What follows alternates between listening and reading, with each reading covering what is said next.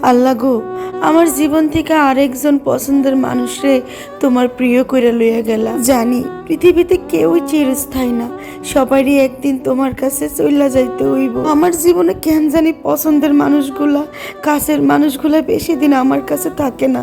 আল্লাহ গো, তোমার বান্দারে তুমি যেখানে নিছো সেইখানে তুমি ভালো রাখো, তারে তুমি জান্নাতবাসী কইরো। হ্যালো এভরিওয়ান, আসসালামু আলাইকুম। কেমন আছেন আপনারা? আপনারা আমার কথা শুনে বুঝতেই পেরেছেন আমার মনটা তেমন ভালো নাই।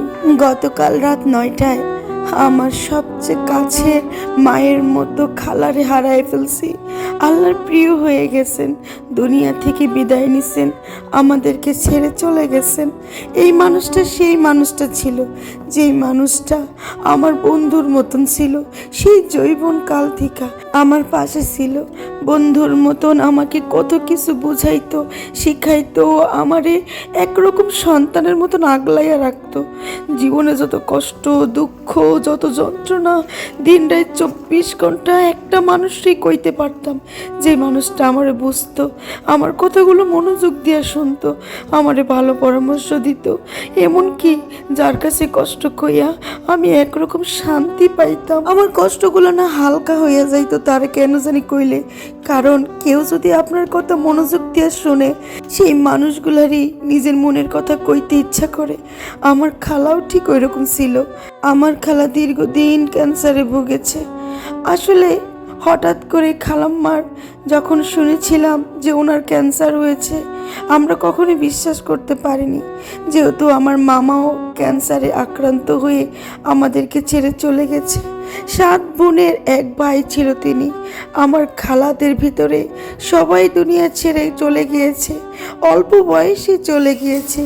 বাকি আছে আমার মা আর আমার এই ছোট খালামণি। আমার ছোট খালামণিও যে উনিও একই রোগে আক্রান্ত হবে আমি কখনোই ভাবতে পারিনি। তখন শুনেছিলাম বুকের ভিতরে একটা মোচড় দিয়েছিল। তারপরে দীর্ঘদিন চিকিৎসা থাকা সত্ত্বেও হঠাৎ করেই গত রাত 9টায় তিনি আমাদেরকে ছেড়ে চলে গিয়েছে। আপনারা বিশ্বাস করবেন না, এই একটি মাস আমার খালামণি আমার সাথে এত কথা বলেছে, এত কষ্ট শেয়ার করেছে। আমাকে একটা সেকেন্ডের জন্য কল কাটতে দিত না, আমার সাথে এত গল্প করত, এত কথা বলতো। খালা গো, তুমি চলে যাবে বলেই হয়তো আমাকে এইভাবে তোমার পাশে রেখেছিলে।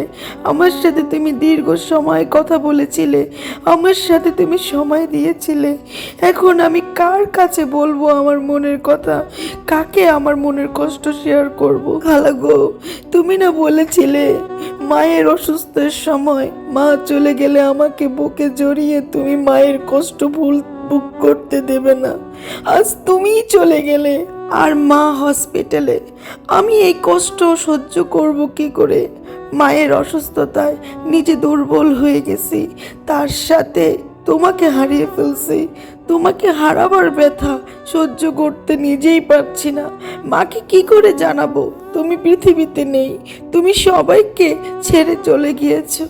মাকে জানাই নেই গো খালা, কারণ মা জানতে পারলে হয়তো সেখানেই সেও দুনিয়া ছেড়ে চলে যাবে। মাকে এই কঠিন মুহূর্তে তোমার এই কঠিন সংবাদটা জানাতে পারিনি, সেই সাহস আমার হয়নি গো খালা। আল্লাহ গো, তুমি আমার মনে শান্তি দাও, শক্তি দাও। তুমি আমারে শক্তি দাও এত কিছু মোকাবেলা করার। আমি এই ছোট্ট জীবনে এত দায়িত্ব কি করে নিতেছি গো আল্লাহ, আমি নিজেও জানি না। প্রিয় ভাই ও বোনেরা, তোমরা হয়তো অনেকেই বলবে, আপু এত কষ্টের পরও তুমি কন্টিনিউ কাজ করে যাচ্ছ, তুমি ভিডিও দিয়ে যাচ্ছ।